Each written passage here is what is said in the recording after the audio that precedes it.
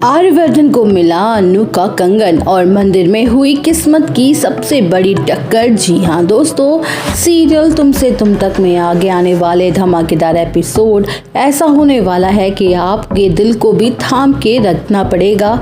दोस्तों अब कहानी यहाँ पर पूरी तरह से बदलने वाली है। तो असल में कहानी की शुरुआत होती कुछ यूँ है कि इस इमोशनल मोड में जहाँ अन्नू और आर्य दोनों एक दूसरे को काफ़ी ज़्यादा मिस कर रहे होते हैं, एक दूसरे को बसा चुके हैं, लेकिन पास आँख होकर भी वे दोनों दूर हो रहे हैं।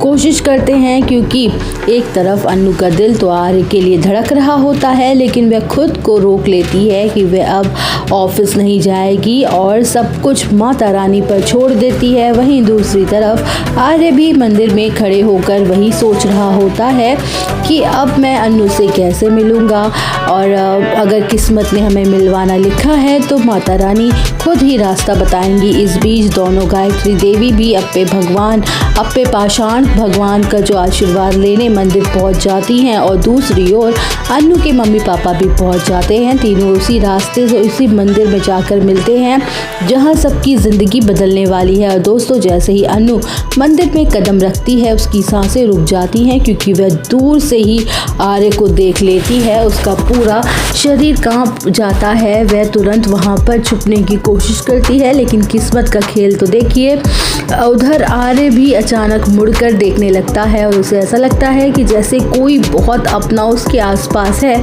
लेकिन वह पहचान नहीं पाता। वह चारों तरफ अन्नू को ढूंढने लगता है, लेकिन अन्नू एक खंबे के पीछे छुपी खड़ी रहती है और आंखों में आंसू लिए बस आर्य को देखती रहती है।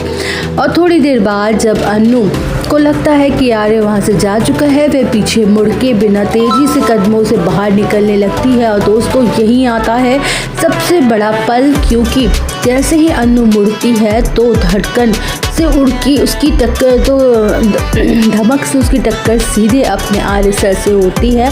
अन्नू के हाथ में जो गुलाल की थाली होती है वो पूरा गुलाल उड़ के अन्नू के चेहरे पर ही लग जाता है, और उस लाल गुलाल के पीछे अन्नू की आंखें, भावनाएं, डर सब कुछ नजर आ रहा होता है। और दोस्तों इसी गुलाल से भरी शक्ल में भी आर्य अन्नू को पहचान लेता है। उसकी आंखों में चमक उठती है।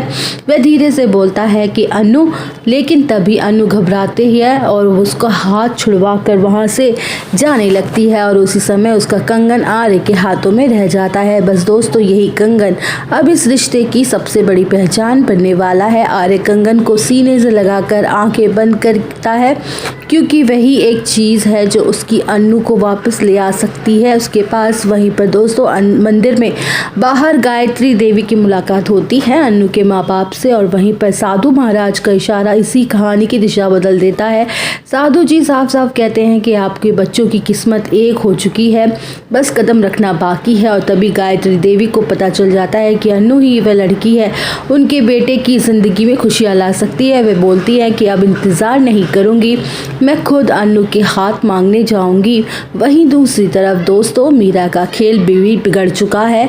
उसकी नौकरी छूट गई है और उसकी मॉम की तबीयत भी खराब रहती है और घर में तनाव ही तनाव है, लेकिन फिर भी मीरा अपनी हरकतों से बाज नहीं आती। वो अन्नू को गलत दिखाने के लिए एक नया गेम प्लान बनाने वाली है, जिसमें मीरा सोचती है कि वह आर्य के सामने खुद को मासूम और अन्नू को गलत साबित कर देगी। लेकिन दोस्तों इस बार उसके प्लान सब फेल होने वाले हैं, क्योंकि माता रानी अब आर्य और अन्नू को करीब लाने का फैसला कर चुकी हैं। दोस्तों ये तो फिर शुरुआत है, क्योंकि अब आने वाले एपिसोड में कंप्लीट धमाका होने वाला है। आर्य के हाथ में अन्नू का कंगन, आर्य की मां का रिश्ता लेकर अन्नू के घर पहुंचेंगी। मीरा को नई चालों से फुर्सत नहीं मिलेगी। इसी के साथ कहानी अब अपने तगड़े मोड़ पर पहुंच चुकी है। तो दोस्तों आपको कैसी लगी ये अपडेट हमें कमेंट सेक्शन में बताना बिल्कुल ना भूलें।